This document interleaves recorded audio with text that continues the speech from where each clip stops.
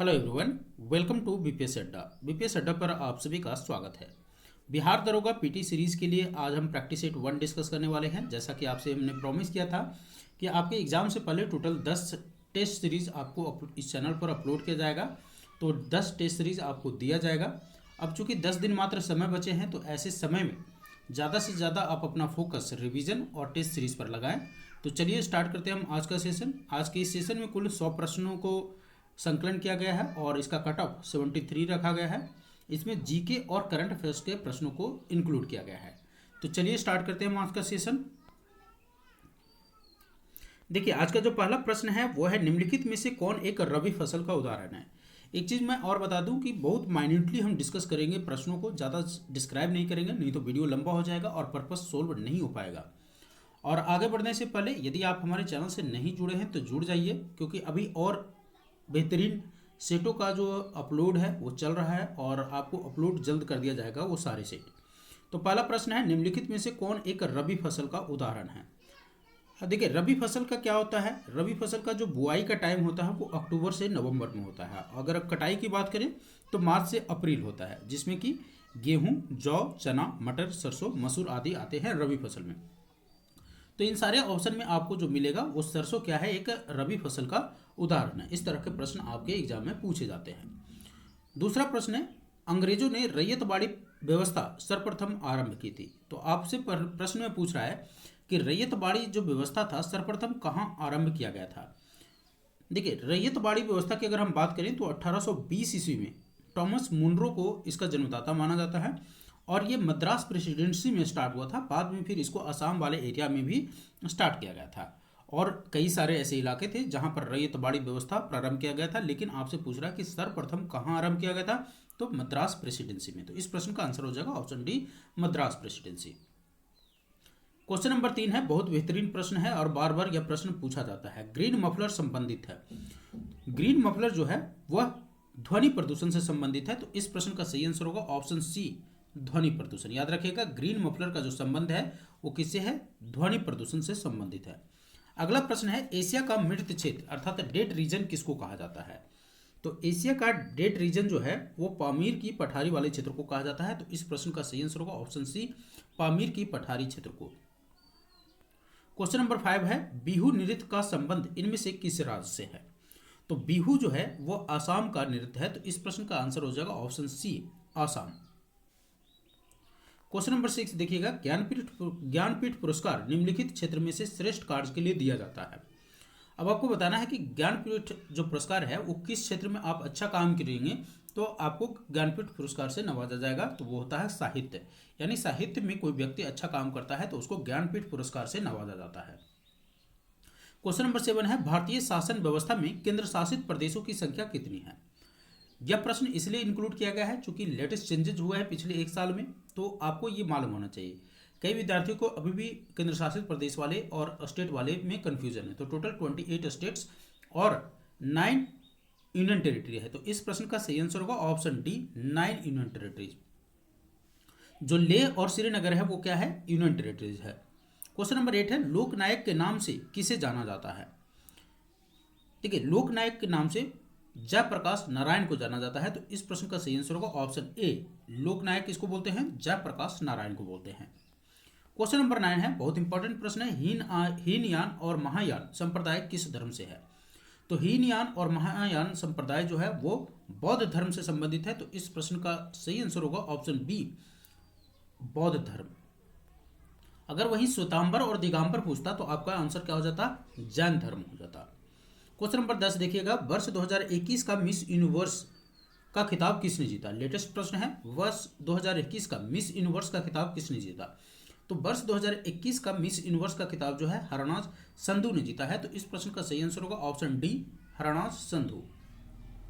Question number 11 देखिएगा, निम्नलिखित में से कौन फ्रंटियर गांधी के नाम से प्रसिद्ध है। तो फ्रंटियर गांधी के नाम से खान अब्दुल गफ्फार खान को जाना जाता है। तो इस प्रश्न का सही आंसर होगा ऑप्शन बी, खान अब्दुल गफ्फार खान।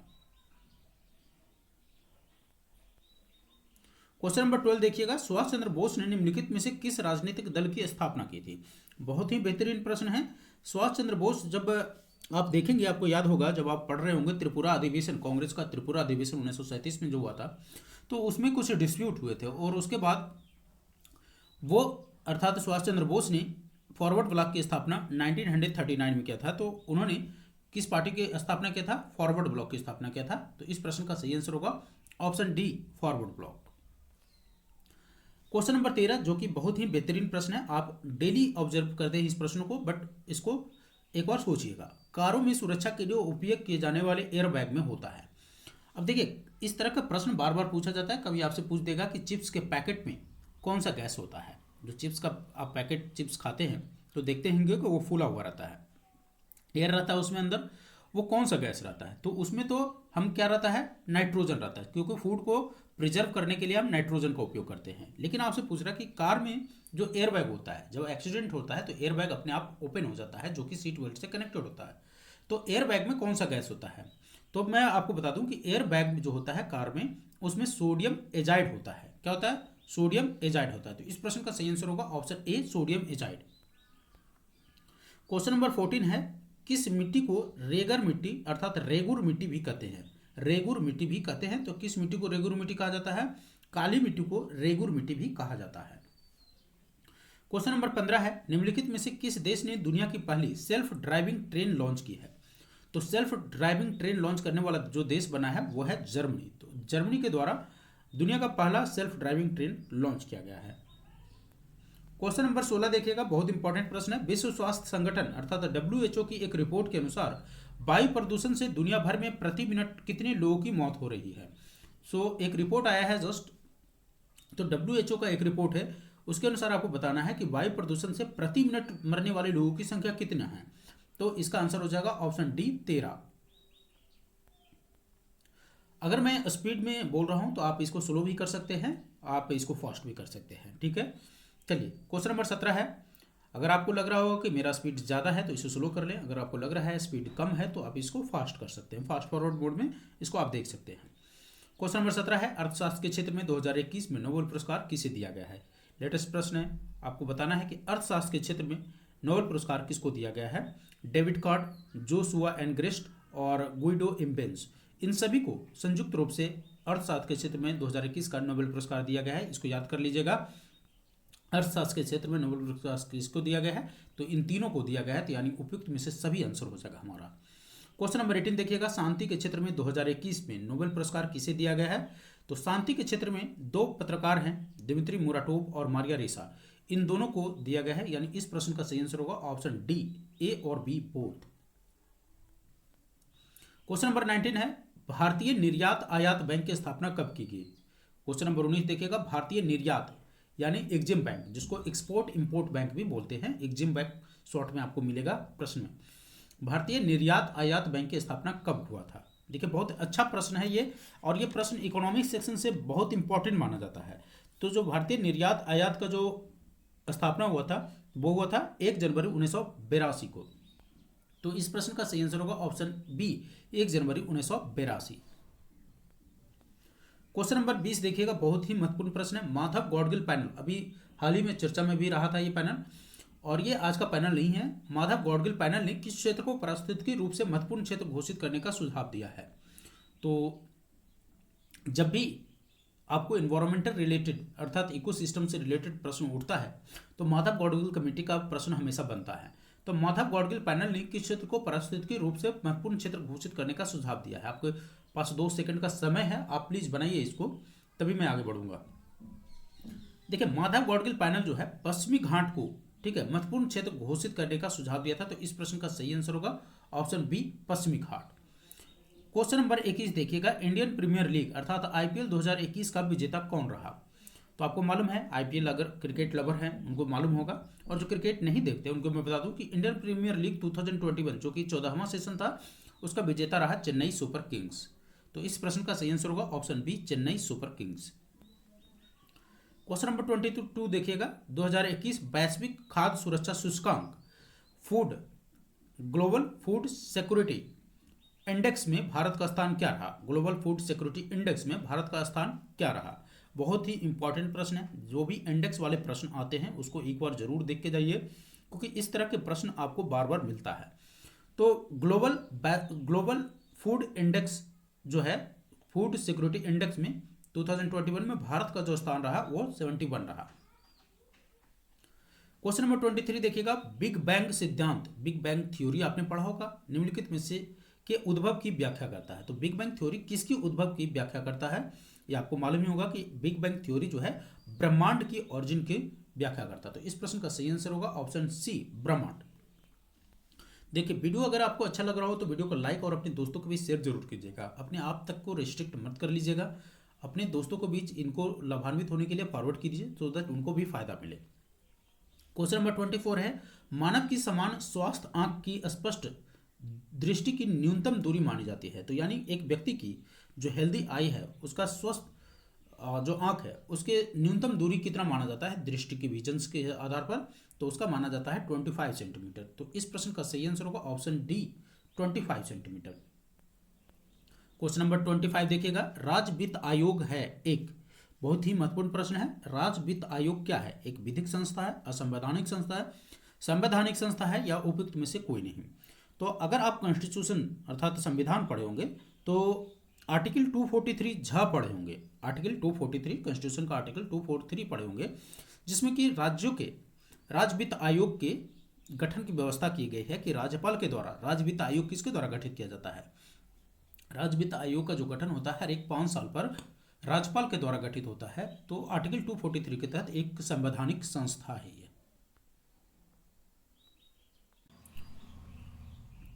चलिए, क्वेश्चन नंबर 26 में थोड़ा सा अमेंडमेंट कीजिएगा, थोड़ा सा यहाँ प्रिंटिंग मिस्टेक है। शरीर के अंदर यहाँ क्या कर लीजिए, लोहा कर लीजिए, ठीक है, लोहा, ठीक है, यानी लौह, ठीक है।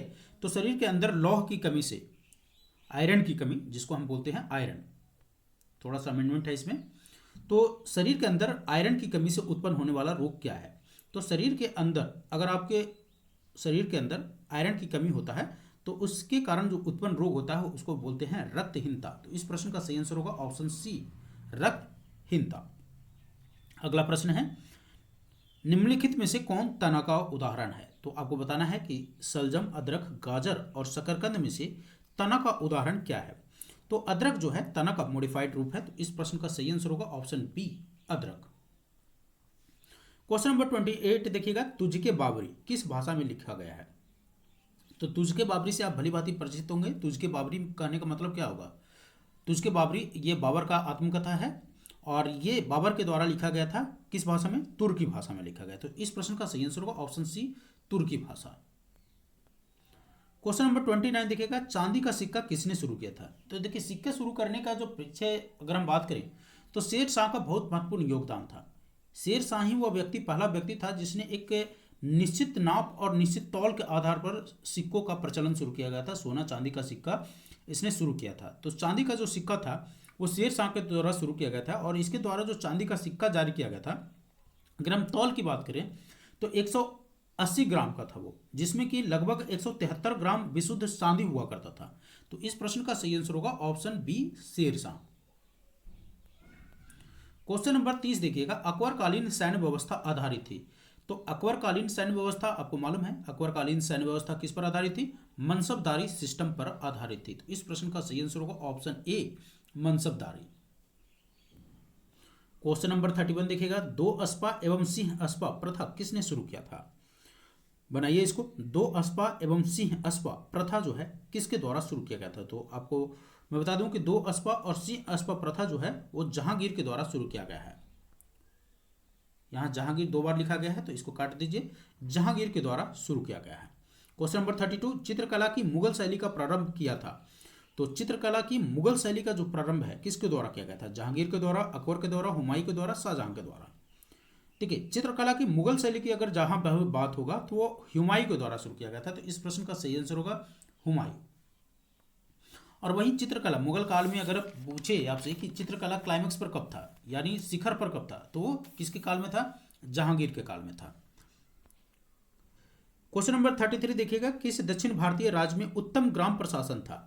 तो उत्तम ग्राम प्रशासन की अगर बात करेगा तो किसका नाम आता है? चोल का आता है। तो इस प्रश्न का सही आंसर होगा ऑप्शन सी, चोल।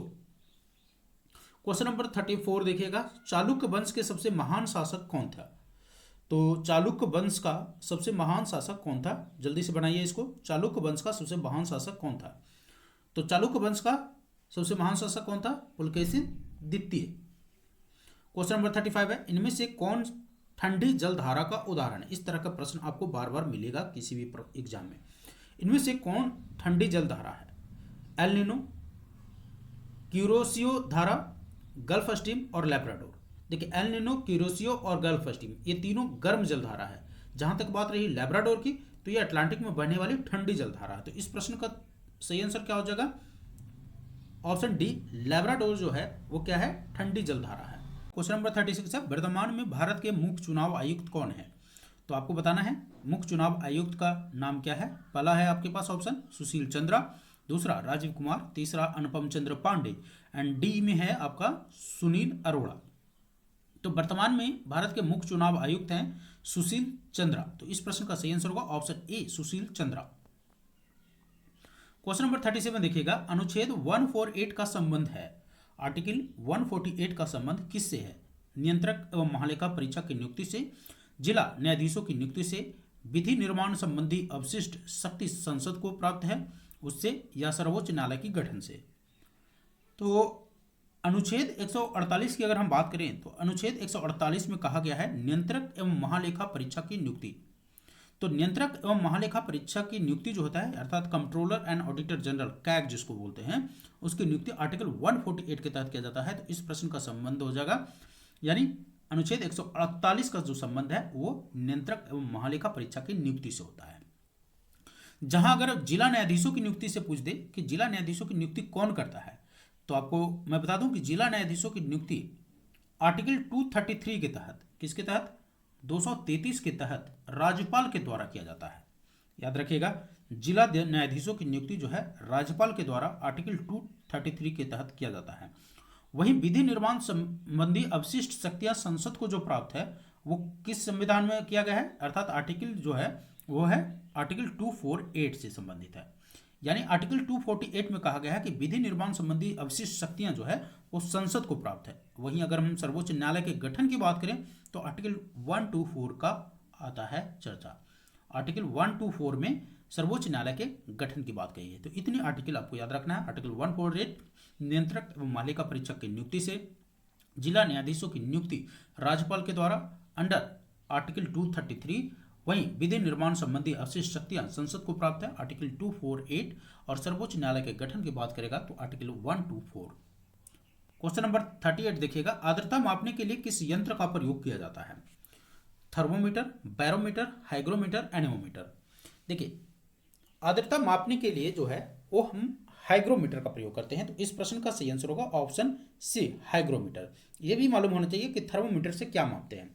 तो थर्मोमीटर से आपको मालूम है टेम्परेचर मापते हैं, बैरोमीटर से प्रेशर मापते हैं, वायु का जो एटमॉस्फेयर का जो प्रेशर होता है बैरोमीटर से मापा जाता है। और वहीं एनेमोमीटर से क्या मापता है? एनेमोमीटर से विंड का स्पीड मापते हैं, अर्थात हवा की जो गति होता है वो एनेमोमीटर से मापते हैं। इतनी बातें आपको याद होना चाहिए कि आर्द्रता यानी हवा में कितनी ह्यूमिडिटी है उसको हम हाइग्रोमीटर से मापते हैं, टेम्परेचर कितना है एयर का जो टेम्परेचर थर्मोमीटर से, बैरोमीटर से वायु का जो प्रेशर होता है उसको मापता है, और एनेमोमीटर से वायु का स्पीड को मापते हैं। अगला प्रश्न बिहार से संबंधित है, पटना हाईकोर्ट की स्थापना कब हुआ था? तो पटना हाईकोर्ट की स्थापना कब हुआ था? 1916 में हुआ था। तो इस प्रश्न का सही आंसर होगा आपका ऑप्शन बी, 1916। चलिए क्वेश्चन नंबर 40 देखिएगा। क्वेश्चन नंबर 40 है, वर्तमान में बिहार के उद्योग मंत्री हैं। आपको बताना है कि वर्तमान में बिहार के उद्योग मंत्री कौन हैं? सम्राट चौधरी, शाहनवाज हुसैन, विजय चौधरी, तारकिशोर प्रसाद। तो वर्तमान में बिहार के उद्योग मंत्री हैं शाहनवाज हुसैन। ठीक है, महत्वपूर्ण व्यक्तियों और इम्पोर्टेंट मंत्री और कुछ महत्वपूर्ण व्यक्ति का जो एक वीडियो है वो जल्द ही अपलोड कर दूंगा मैं, और उसको भी आप जाके देखिएगा, आपको हमारे चैनल पर ये वीडियो मिल जाएगा। एक बार एग्जाम में बैठने से पहले उसको जरूर देखिएगा, क्योंकि कई बार इस तरह के प्रश्न आपको पूछ दिया जाता है। क्वेश्चन नंबर 41 देखिएगा, बहुत ही इंपॉर्टेंट प्रश्न है, बिहार का दैनिक बिजली खपत कितनी हो गई है? आपको बताना है कि बिहार में जो दैनिक बिजली खपत कितनी हो गई है। हाल ही में आपको मालूम होगा कि बरौनी में कुछ एनटीपीसी का उद्घाटन हुआ था, है ना। तो कुछ यूनिट अर्थात 2 यूनिट का उद्घाटन हुआ था, उस समय ये चर्चा में था कि दैनिक बिजली खपत कितना हो गया है। तो जल्दी से बताइए कि बिहार का दैनिक बिजली खपत कितना हो गया है। तो मैं आपको बता दूं कि बिहार की दैनिक बिजली खपत वर्तमान में 6,600 मेगावाट हो गया है। कितना हो गया? 6,600 मेगावाट हो गया है। क्वेश्चन नंबर 42 देखिएगा, हाल ही में नालंदा विश्वविद्यालय को किस देश के द्वारा क्वालिटी अचीवमेंट अवार्ड 2021 से सम्मानित किया गया है? बहुत इंपॉर्टेंट प्रश्न है। हाल ही में नालंदा विश्वविद्यालय को किस देश के द्वारा क्वालिटी अचीवमेंट अवार्ड 2021 से सम्मानित किया गया है? America, Japan, Switzerland, Thailand. तो स्विट्जरलैंड के द्वारा नालंदा विश्वविद्यालय को क्वालिटी अचीवमेंट अवार्ड 2021 से सम्मानित किया गया है। तो इस प्रश्न का सही आंसर होगा ऑप्शन सी। क्या हो जाएगा? Option C, Switzerland. Question number 43 देखिएगा, निम्नलिखित में से किस स्थान पर गुरुत्वाकर्षण बल सबसे अधिक होता है? ए भूमध्य रेखा पर, बी कर्क रेखा पर, सी मकर रेखा पर और डी ध्रुव पर। अगर ग्रेविटेशन की बात करें, इससे दो प्रश्न बनते हैं। एक तो इनमें से कौन सी रेखा पर ग्रेविटेशनल फोर्स ज़्यादा होता है, दूसरा प्रश्न बनता है इनमें से किस रेखा पर ग्रेविटेशनल फोर्स कम होता है। तो इस तरह के दो प्रश्न बनते हैं और इन दोनों प्रश्नों का आपको जानकारी होना चाहिए। तो मैं आपको बता दूं कि पोल पर जो ग्रेविटेशनल फोर्स होता है वो क्या होता है? सबसे ज़्यादा होता है। वहीं इक्वेटर की अगर बात करेगा तो इक्वेटर पर ग्रेविटेशनल फोर्स सबसे कम होता है। याद रखिएगा, आर जो होता है, आर, तो आर जो होता है उसमें क्या होता है? GmR²। आपने पढ़ा होगा ग्रेविटेशन का फार्मूला। तो गुरुत्वाकर्षण बल सबसे ज़्यादा कहाँ पर होता है? पोल पर होता है। वहीं इक्वेटर पर ग्रेविटेशनल फोर्स सबसे कम होता है। तो आपसे पूछा जा रहा है कि सबसे अधिक कहाँ पर होता है? तो सबसे अधिक कहाँ पर होगा? यानी पोल पर होगा, ध्रुव पर होगा। तो इस प्रश्न का सही आंसर होगा ध्रुव पर होगा। क्वेश्चन नंबर 44 है, टोडरमल किस मुगल शासक का प्रसिद्ध राजस्व मंत्री थे? टोडरमल किस मुगल शासक का प्रसिद्ध राजस्व मंत्री थे? तो टोडरमल से आपको याद आता होगा अकबर के नवरत्न। तो अकबर के नवरत्न में से एक थे टोडरमल। तो इस प्रश्न का सही आंसर होगा option C, Akbar. Question number 45 देखिएगा, वेदों की ओर लौटो का नारा किसके द्वारा दिया गया था? तो वेदों की ओर लौटो आपके पास ऑप्शन है गुरु नानक देव, दयानंद सरस्वती, स्वामी विवेकानंद एंड राजा राम मोहन राय। वेदों की ओर लौटो का नारा जो है दयानंद सरस्वती के द्वारा दिया गया था। तो इस प्रश्न का सही आंसर होगा option B, Dayanand Saraswati. Question number 46 है, भारतीय संविधान का भाग 4 निम्नलिखित में से किससे संबंधित है? भारतीय संविधान का भाग 4 आपसे पूछ रहा है। तो आपको याद होगा भारतीय संविधान अर्थात इंडियन कॉन्स्टिट्यूशन का पार्ट 4।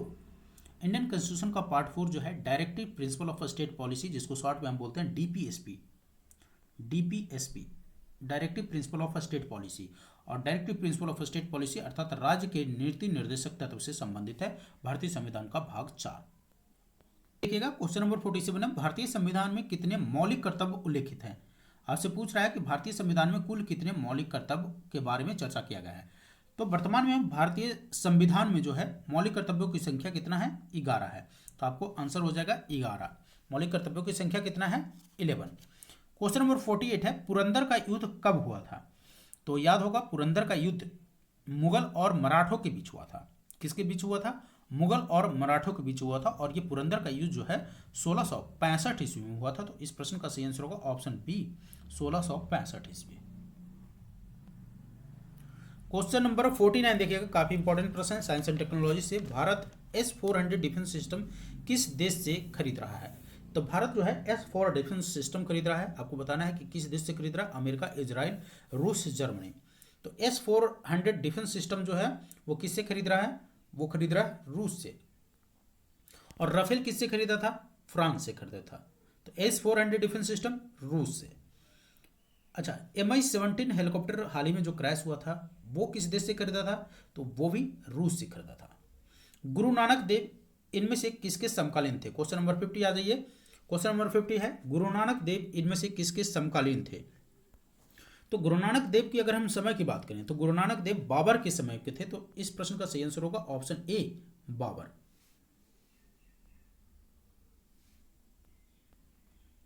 क्वेश्चन नंबर 51 है, पन्ना टाइगर रिजर्व स्थित है। तो पन्ना टाइगर रिजर्व कहाँ स्थित है? उत्तर प्रदेश, तमिलनाडु, कर्नाटक, मध्य प्रदेश। पन्ना टाइगर रिजर्व जो है ये मध्य प्रदेश से संबंधित है। पन्ना टाइगर रिजर्व कहाँ पर है? मध्य प्रदेश में। और ये चर्चा में क्यों था? केन बेतवा लिंक परियोजना जब से ये आया है तो उसी के कारण इसका डिस्प्लेसमेंट से संबंधित था और इसीलिए यह चर्चा में था। इसलिए इसकी पूछे जाने की संभावना क्या है? ज़्यादा है। क्वेश्चन नंबर 52, उपभोक्ता मूल्य सूचकांक जारी किया जाता है। इकोनॉमिक का प्रश्न है। उपभोक्ता मूल्य सूचकांक किसके द्वारा जारी किया जाता है? आपके पास ऑप्शन है ए, राष्ट्रीय सांख्यिकी कार्यालय के द्वारा, बी नीति आयोग के द्वारा, सी भारतीय रिजर्व बैंक के द्वारा, डी इनमें से किसी के द्वारा नहीं। उपभोक्ता मूल्य सूचकांक राष्ट्रीय सांख्यिकी कार्यालय के द्वारा जारी किया जाता है, तो इस प्रश्न का सही आंसर होगा ऑप्शन ए राष्ट्रीय सांख्यिकी कार्यालय। क्वेश्चन नंबर 53 है अगेन इकोनॉमिक्स से, वह दर जिस पर आरबीआई देश के भीतर वाणिज्यिक बैंक से उधार लेता है कहलाता है। बहुत अच्छा प्रश्न है। वह दर जिस पर आरबीआई देश के भीतर वाणिज्यिक बैंक से धन उधार लेता है, अर्थात आरबीआई क्या कर रहा है, यहाँ आरबीआई है और यहाँ छोटे छोटे बैंक हैं, वाणिज्यिक कॉमर्शियल बैंक है, वहाँ से उधार बैंकों से आरबीआई में पार्किंग हो रहा है, तो इस दर को क्या कहा जाता है, तो इसको कहा जाता है रिवर्स रेपो रेट। क्या बोला जाता है, रिवर्स रेपो रेट। अर्थात आरबीआई अगर पैसा बैंकों से ले तो उसको हम बोलते हैं रिवर्स, अगर बैंक इससे पैसा ले तो उसको बोलते हैं रेपो रेट। नॉर्मल क्या बोलते हैं, रेपो रेट। तो इस प्रश्न का जो सही आंसर होगा option be reverse repo rate. वह दर जिस पर आरबीआई देश के भीतर वाणिज्यिक बैंकों से धन उधार लेता है उसको कहलाता है reverse repo rate. Question number 54 है मौद्रिक नीति रिपोर्ट इनमें से किसके द्वारा जारी किया जाता है, तो मॉनेटरी पॉलिसी कमेटी के द्वारा जारी किया जाता है मौद्रिक नीति रिपोर्ट। तो एमपीसी के द्वारा जारी किया था, लेकिन ऑप्शन में आपके पास क्या है, वित्त मंत्रालय के द्वारा, नीति आयोग के द्वारा, भारतीय रिजर्व बैंक के द्वारा, या इनमें से किसी के द्वारा नहीं। मैं आपको बता दूं कि ये रिजर्व बैंक के द्वारा जारी किया जाता है। रिजर्व बैंक का ही एक मॉनेटरी पॉलिसी कमेटी है, ठीक है, जारी किया जाता है बार बार ये रिजर्व बैंक के द्वारा। तो मौद्रिक नीति रिपोर्ट अगर आपको प्रश्न में है, अगर हाँ स्पेसिफिकली मॉनेटरी पॉलिसी कमेटी दिया जाता है तो आपको मॉनेटरी पॉलिसी कमेटी मारना है। तो इस प्रश्न का सही आंसर होगा ऑप्शन सी भारतीय रिजर्व बैंक के द्वारा। मौद्रिक नीति रिपोर्ट जो है वो किसके द्वारा जारी किया जाता है, भारतीय रिजर्व बैंक के द्वारा। क्वेश्चन नंबर 55 देखिएगा। क्वेश्चन नंबर 55 क्या कर रहा है, भारत संघाई सहयोग संगठन का सदस्य कब बना, अर्थात एससीओ का सदस्य कब बना। संघाई कोऑपरेशन ऑर्गेनाइजेशन का सदस्य भारत कब बना था, जब भारत बना था तो पाकिस्तान भी बना था एससीओ का। तो एससीओ का जो सदस्य है भारत 2017 में बना था। तो इस प्रश्न का सही आंसर होगा ऑप्शन सी 2017। क्वेश्चन नंबर 56 है एंडिका का लेखक कौन था, तो ये आपको मालूम है कि एंडिका का लेखक जो है वह मेगास्थनीज था। कौन था, मेगास्थनीज। क्वेश्चन नंबर 57 है मौर्य काल में सीता से तात्पर्य है एक देवी, एक धार्मिक संप्रदाय, राजकीय भूमि से प्राप्त आय, उसर भूमि। मौर्य काल में जो सीता से तात्पर्य था वो था राजकीय भूमि से प्राप्त आय। तो इस प्रश्न का सही आंसर होगा ऑप्शन सी राजकीय भूमि से प्राप्त आय। क्वेश्चन नंबर 58 है इनमें से किस नदी को धार्मिक आधार पर अपवित्र माना जाता है, इनमें से किस नदी को धार्मिक आधार पर अपवित्र माना जाता है, सोन, पुनपुन, फल्गु या कर्मनाशा। तो कर्मनाशा नदी को धार्मिक आधार पर अपवित्र माना जाता है। ऐसा समझा जाता है कि अगर कर्मनाशा में आप डुबकी लगा दिए तो आपका सारे कर्म जो है वो खत्म हो जाएंगे। तो इस प्रश्न का सही आंसर होगा ऑप्शन डी कर्मनाशा, यानी कर्मों का नाश करने वाला। क्वेश्चन नंबर 59 है कुशेश्वर स्थान झील स्थित है। कुशेश्वर स्थान झील कहाँ स्थित है, ए भागलपुर, बी बेगूसराय, सी दरभंगा, डी कटिहार। कुशेश्वर स्थान झील जो है वह दरभंगा में स्थित है। तो इस प्रश्न का सही आंसर होगा option C Darbhanga. Question number 60 है इनमें से किस नदी को बिहार का शोक कहा जाता है। बिहार का शोक किस नदी को कहा जाता है, ए घाघरा, बी गंडक, सी बागमती, डी कोसी। तो बिहार का शोक किसको बोला जाता है, कोसी को बोला जाता है, क्योंकि नॉर्दर्न साइड में ये क्या करता है पूरा फ्लड लेके आता है, इसी के कारण इसको बिहार का शोक भी कहा जाता है। क्वेश्चन नंबर 61 है जनगणना 2011 के अनुसार बिहार का लिंगानुपात क्या है। तो 2011 के जनगणना के अनुसार आपको बताना है कि बिहार का लिंगानुपात क्या है, ए 943, बी 918, सी 916, डी 988। तो 2011 के जनगणना के अनुसार बिहार का लिंगानुपात 918 है। तो इस प्रश्न का सही आंसर होगा ऑप्शन बी 918। क्वेश्चन नंबर 62 है बिहार विद्यापीठ का उद्घाटन महात्मा गांधी के द्वारा कब किया गया था। तो आपको बताना है कि बिहार विद्यापीठ का उद्घाटन महात्मा गांधी के द्वारा कब किया गया था। तो बिहार विद्यापीठ का उद्घाटन जो है महात्मा गांधी के द्वारा 6 फरवरी 1921 को किया गया था। कब किया गया था, 6 फरवरी 1921 को। अगला प्रश्न है द मदरलैंड नामक अखबार इनमें से किसके द्वारा प्रकाशित किया गया, ए महात्मा गांधी, बी सच्चिदानंद, सी मजहरुल हक, डी जवाहरलाल नेहरू। जल्दी से बताइए इसको कि द मदरलैंड जो नामक अखबार था वह किसके द्वारा प्रकाशित किया गया। तो द मदरलैंड नामक अखबार जो है वो मजहरुल हक के द्वारा प्रकाशित किया गया था। तो इस प्रश्न का सही आंसर होगा ऑप्शन सी, मजहरुल हक। क्वेश्चन नंबर 64 है, पूर्ण स्वराज का प्रस्ताव कांग्रेस के किस अधिवेशन में पारित किया गया था। बहुत इंपॉर्टेंट प्रश्न है। पूर्ण स्वराज का जो प्रस्ताव था कांग्रेस के किस अधिवेशन में पारित किया गया था। ए लाहौर अधिवेशन, बी गया अधिवेशन, सी पटना अधिवेशन, डी कोलकाता अधिवेशन। तो पूर्ण स्वराज का प्रस्ताव जो है वह कांग्रेस के लाहौर अधिवेशन में पारित किया गया था। तो इस प्रश्न का सही आंसर होगा ऑप्शन ए, लाहौर अधिवेशन। क्वेश्चन नंबर 65 देखिएगा। क्वेश्चन नंबर 65 है, मुजफ्फरपुर में होम रूल लीग की स्थापना किसने किया था। तो जैसा कि आपको मालूम है कि एनी बेसेंट और तिलक के द्वारा होम रूल लीग की स्थापना किया गया था, लेकिन आपसे प्रश्न में पूछा जा रहा है कि मुजफ्फरपुर में किसने किया था। A Mazharul Haque, B Janakdhari Prasad, C Sachchidanand and D Mahesh Narayan. तो मुजफ्फरपुर में होम रूल लीग की स्थापना जनकधारी प्रसाद के द्वारा किया गया था। तो इस प्रश्न का सही आंसर हो जाएगा जनकधारी प्रसाद। क्वेश्चन नंबर 66 है, महात्मा गांधी पहली बार पटना कब पहुंचे थे। इंपॉर्टेंट प्रश्न है, महात्मा गांधी पहली बार पटना कब पहुंचे थे। तो महात्मा गांधी पहली बार जो पटना है अप्रैल 1917 को पहुंचे थे। तो इस प्रश्न का सही आंसर होगा ऑप्शन बी, अप्रैल 1917। क्वेश्चन नंबर 67 है, परश्रव्य वे ध्वनियां हैं जिनकी आवृत्ति होती है।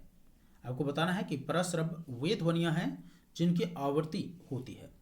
तो श्रव्य ध्वनियां आपको मालूम है कि श्रव्य मानव की जो श्रवण शक्ति होती है उसको अपन श्रव्य बोलते हैं, और मानव की श्रवण शक्ति का जो प्रयास होता है 20 हर्ट्ज से लेकर 20,000 हर्ट्ज होता है, और 20,000 हर्ट्ज से अधिक वाले जो ध्वनि आवृत्ति होती है उसको हम बोलते हैं परश्रव्य ध्वनियां। तो इस प्रश्न का सही आंसर होगा ऑप्शन ए, 20,000 हर्ट्ज से अधिक। क्वेश्चन नंबर 68 है, सर्वाधिक जैव विविधता अर्थात सर्वाधिक मैक्सिमम जैव विविधता कहां पाई जाती है। सर्वाधिक जैव विविधता कहां पाई जाती है। ए उष्णकटिबंधीय वर्षा वन में, बी शीतोष्णकटिबंधीय वन में, सी शंकुधारी वनों में एंड डी उत्तरी ध्रुवीय वनों में। तो सर्वाधिक जैव विविधता यानी बायोडाइवर्सिटी जो पाया जाता है वो उष्णकटिबंधीय वर्षा वन में पाया जाता है। तो इस प्रश्न का सही आंसर होगा ऑप्शन ए, उष्णकटिबंधीय वर्षा वन। क्वेश्चन नंबर 69 है, विश्व पर्यावरण दिवस मनाया जाता है। ए 5 दिसंबर, बी 5 जुलाई, सी 5 जून एंड डी 5 अगस्त। तो विश्व पर्यावरण दिवस कब मनाया जाता है।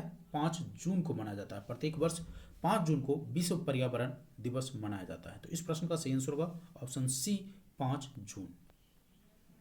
क्वेश्चन नंबर 70 है, कांसा मिश्र धातु है तांबे और। तो कांसा किसका मिश्र धातु है, तांबा, और दूसरा आपको बताना है कि तांबा और किसका मिश्र धातु है। तो तांबा और टीन का मिश्र धातु होता है कांसा। तो इस प्रश्न का सही आंसर होगा ऑप्शन ए, टीन। क्वेश्चन नंबर 71 है, मरीचिका का बनना उदाहरण है। ए अपवर्तन का, बी परिक्षेपण का, सी कुल आंतरिक परावर्तन का एंड डी विवर्तन का। तो मरीचिका का बनना एग्जाम्पल है कुल आंतरिक परावर्तन अर्थात टोटल इंटरनल रिफ्लेक्शन का। इस प्रश्न का सही आंसर होगा ऑप्शन सी, कुल आंतरिक परावर्तन। क्वेश्चन नंबर 72 है, एलपीजी में कौन सी गैस मुख्य रूप से होती है। सो आपको बताना है कि लिक्विड पेट्रोलियम गैस में एलपीजी जो सिलेंडर होता है उसमें कौन सी गैस मुख्य रूप से होता है। A methane, B CO2, C butane and D SO2।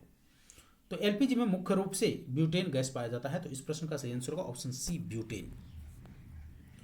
Question number 73 देखिएगा, फ्लाइट रिकॉर्डर को तकनीकी दृष्टि से क्या कहा जाता है। हाल ही में चर्चा में था ये। जब भी एयरक्राफ्ट क्रैश होता है तो ये फ्लाइट रिकॉर्डर हमेशा ऑटो में चर्चा में होता है। तो फ्लाइट रिकॉर्डर को तकनीकी अर्थात टेक्निकल पॉइंट ऑफ व्यू से क्या कहते हैं। ए तुंगता मापी, B dark box, C red box और डी ब्लैक बॉक्स। तो फ्लाइट रिकॉर्डर को हम क्या बोलते हैं टेक्निकल रूप में, ब्लैक बॉक्स भी बोलते हैं। क्वेश्चन नंबर 74 देखिएगा, रोगियों के दांत देखने में दंत चिकित्सक के द्वारा प्रयुक्त दर्पण होता है। जो डेंटल डॉक्टर होता है वो तो रोगियों को दांत को देखने के लिए किस दर्पण का प्रयोग करता है। ए उत्तल, बी अवतल, सी समतल, डी इनमें से कोई नहीं। तो डेंटिस्ट के द्वारा जिस दर्पण का प्रयोग किया जाता है वो होता है अवतल। क्या होता है, अवतल दर्पण का प्रयोग किया जाता है। क्वेश्चन नंबर 75 देखिएगा, रेफ्रिजरेटर में थर्मोस्टेट का कार्य क्या होता है। आपको बताना है कि जो रेफ्रिजरेटर होता है उसमें थर्मोस्टेट का काम क्या होता है। ए, तापमान को कम करना, बी, तापमान को बढ़ाना, एक समान तापमान बनाए रखना, डी, गलनांक को घटाना। तो थर्मोस्टेट का काम होता है टेम्परेचर को स्टैटिक बनाए रखना, अर्थात एक समान तापमान को बनाए रखना। थर्मो मतलब होता है टेम्परेचर, स्टैट मतलब एक स्थिर रूप में बनाए रखना। क्वेश्चन नंबर 76 देखिएगा, सूर्य की ऊष्मा पृथ्वी पर निम्नलिखित में से किस प्रकार के संचार के माध्यम से आती है। जो सूर्य होता है उसकी जो ऊष्मा होता है वो किस प्रकार पृथ्वी पर संचार के माध्यम से आता है। ए, संवहन, बी, विकिरण, सी, संनयन और डी, ताप विनिमय। तो सूर्य की ऊष्मा जो है पृथ्वी पर रेडिएट होकर आता है, यानी विकिरित होकर आता है। इस प्रश्न का सही आंसर होगा ऑप्शन बी, विकिरण के माध्यम से आता है। क्वेश्चन नंबर 77 है, जाना पहचाना क्वेश्चन है, पानी का घनत्व किस ताप पर अधिकतम होता है। ए, 4 डिग्री सेल्सियस पर, बी, 0 डिग्री सेल्सियस पर, सी, -4 डिग्री सेल्सियस पर और डी, 100 डिग्री सेल्सियस पर। तो पानी का जो घनत्व होता है, डेंसिटी होता है, मैक्सिमम किस टेम्परेचर पर होता है, 4 डिग्री सेल्सियस पर होता है, यानी option A will be the correct answer. Question number 78 है, किसी मनुष्य का समान तापक्रम होता है। जो नॉर्मल टेम्परेचर होता है एक व्यक्ति का वो क्या होता है। A, 98 degree Fahrenheit, B, 98 degree Celsius, C, 68 degree Fahrenheit and D, 68 degree Celsius. तो एक समान मनुष्य का जो तापक्रम होता है वो होता है 98 डिग्री फ़ारेनहाइट। तो इस प्रश्न का सही आंसर होगा ऑप्शन ए, 98 डिग्री फ़ारेनहाइट। यूनिट आप याद रखिएगा फ़ारेनहाइट। अगर सेल्सियस में पूछेगा तो फिर वो क्या हो जाएगा, आप उसको कैलकुलेट कीजिएगा, 37 डिग्री सेल्सियस हो जाएगा। क्वेश्चन नंबर 79 देखिएगा, धन विधेयक को संविधान के किस अनुच्छेद में परिभाषित किया गया है। धन विधेयक आपने पढ़ा होगा, तो धन विधेयक को संविधान के किस अनुच्छेद में परिभाषित किया गया। A, article 112, B, article 110, C, article 109 and D, article 108। जल्दी से बताइए, धन विधेयक को किस अनुच्छेद में परिभाषित किया गया है। तो धन विधेयक को आर्टिकल 110 में परिभाषित किया गया है। तो इस प्रश्न का सही आंसर होगा ऑप्शन बी, 110। क्वेश्चन नंबर 80 है, बायोगैस का मुख्य अवयव क्या है। तो बायोगैस का आपको कंपोनेंट बताना है कि मुख्य अवयव क्या है। A, methane, B, ethane, C, butane and D, hydrogen. तो बायोगैस का मुख्य अवयव क्या होता है, मीथेन होता है। क्वेश्चन नंबर 81 देखिएगा, गर्म सूप स्वादिष्ट होता है क्योंकि। गर्म गर्म आप सूप पीते हैं, चाहे टोमेटो सूप हो या कोई और सूप हो, आप सूप पीते हैं तो बहुत टेस्टी लगता है। उसका रीजन क्या होता है। पहला है आपके पास ऑप्शन, यह मसालों का मिश्रण होता है, बी, इसका पृष्ठ तनाव कम हो जाता है, सी, पृष्ठ तनाव बढ़ जाता है और डी, उपयुक्त में से कोई नहीं। पृष्ठ तनाव कम होने के कारण क्या होता है, गर्म सूप जो होता है वो स्वादिष्ट लगता है। तो इस प्रश्न का सही आंसर होगा ऑप्शन बी, इसका पृष्ठ तनाव कम हो जाता है। क्वेश्चन नंबर 82 है, बिहार में सर्वप्रथम राष्ट्रपति शासन कब लागू किया गया था। ए, 1968, बी, 1967, सी, 1969 और डी, 1970। तो बिहार में सर्वप्रथम राष्ट्रपति शासन की अगर बात की जाए तो सर्वप्रथम राष्ट्रपति शासन 26 मार्च 1968 को लगाया गया था। तो इस प्रश्न का सही आंसर होगा ऑप्शन ए, 26 मार्च 1968 यानी 1968। क्वेश्चन नंबर 83 है, भारत में कच्चे तेल का सबसे बड़ा उत्पादक राज्य कौन है। तो वैसे तो हम कच्चा तेल जो है इंपोर्ट करते हैं, लेकिन आपसे प्रश्न में पूछ रहा है कि कच्चे तेल का सबसे बड़ा उत्पादक राज्य कौन है भारत में। A, Gujarat, B, Assam, C, Andhra Pradesh and D, Maharashtra. तो कच्चे तेल का सबसे बड़ा उत्पादक राज्य भारत में गुजरात है। तो इस प्रश्न का सही आंसर होगा ऑप्शन ए, गुजरात। क्वेश्चन नंबर 84 है, भारत में किस राज्य की साक्षरता दर न्यूनतम है। लिटरेसी रेट जो है भारत में सबसे कम किसका है। ए, झारखंड, बी, राजस्थान, सी, ओडिशा, डी, बिहार। तो बिहार की लिटरेसी रेट जो है वो सबसे कम है। तो इस प्रश्न का सही आंसर होगा option D, Bihar.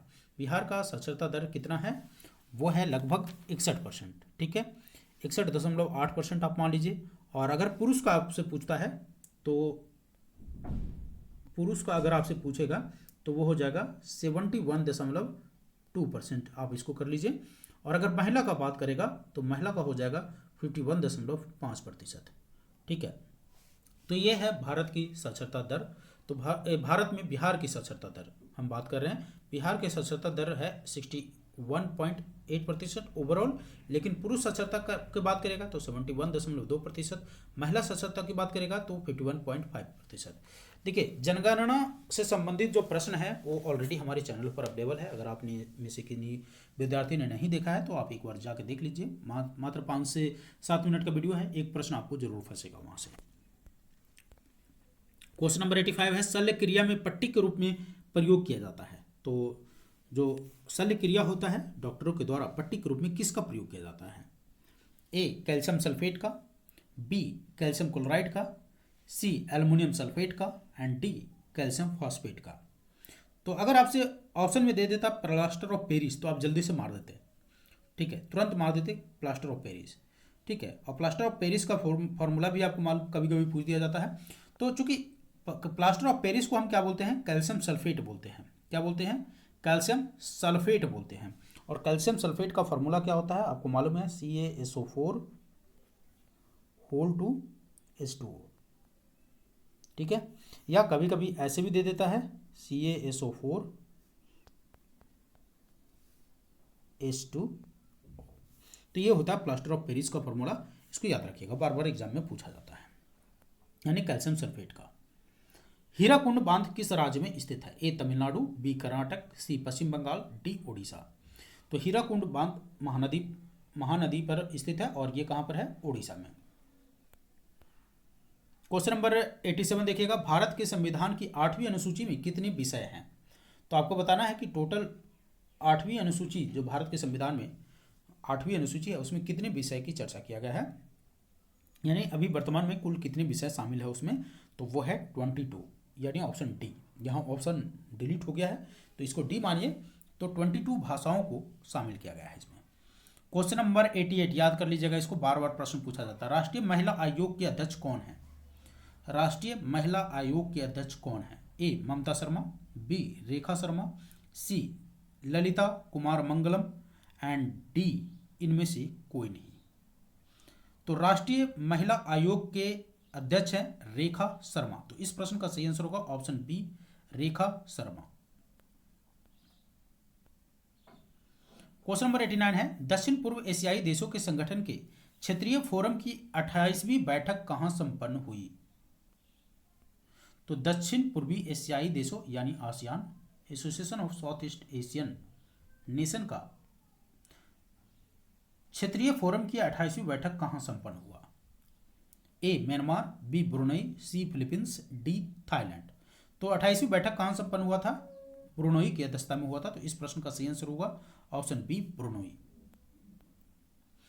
Question number 90 है, भारत AK 103, आपने AK-47 सुना होगा। अब ये है AK-103, AK-47 राइफल आपने सुना होगा। अब भारत जो है परचेज कर रहा है AK-103। तो राइफल जो है किस देश से खरीद रहा है? A America, B Israel, C France, D रूस। तो AK-103 जो है भारत किससे खरीद रहा है? रूस से खरीद रहा है। तो इस प्रश्न का सही आंसर होगा ऑप्शन डी, रूस।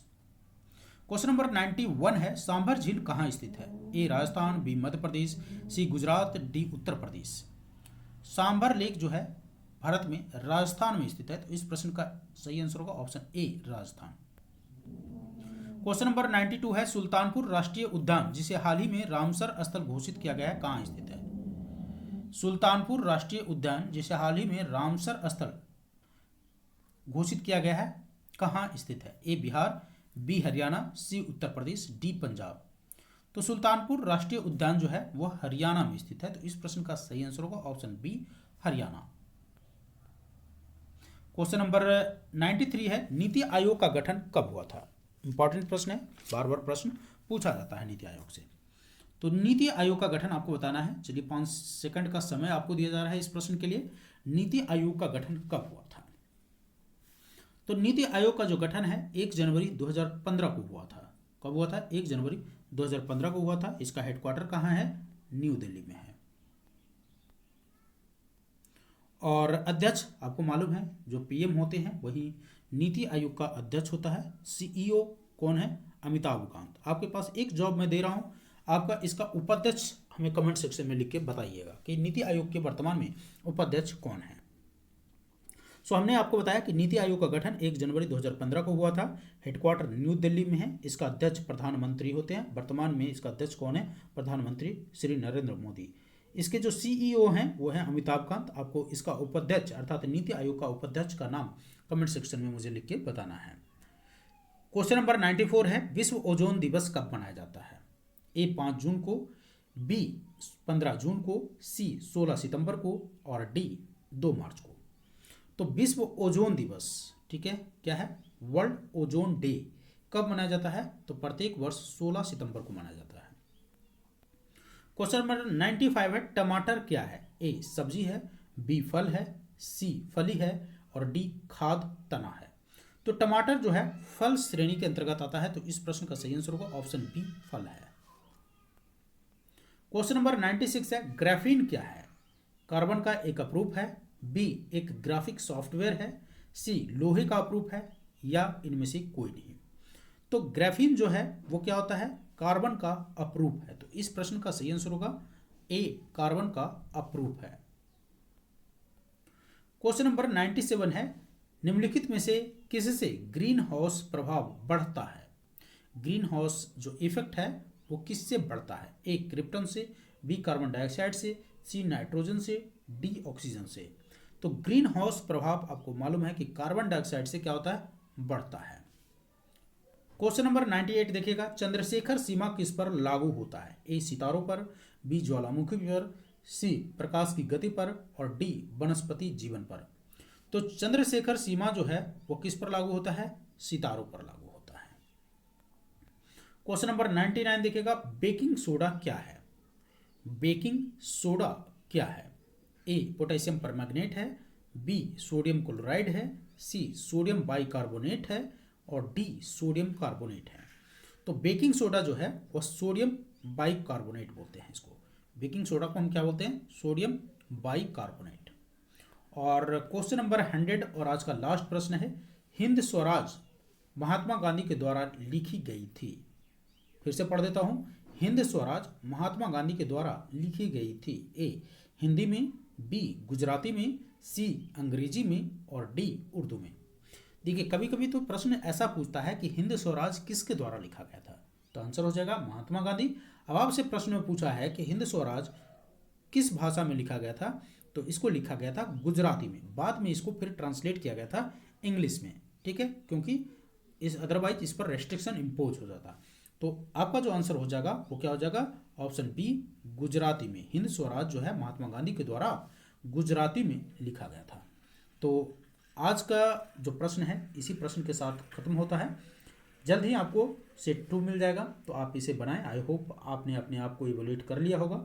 आपका जो भी स्कोर होता है प्लीज़ कमेंट सेक्शन में मुझे लिख के बताएं, और आपका जो भी फीडबैक है हमारे टेस्ट सीरीज़ के बारे में प्लीज़ उसके बारे में भी आप हमें व्यू अपना दें। तो आई होप आपकी प्रिपरेशन अच्छी चल रही होगी, और इसी के साथ आज का सेशन को हम समाप्त करते हैं।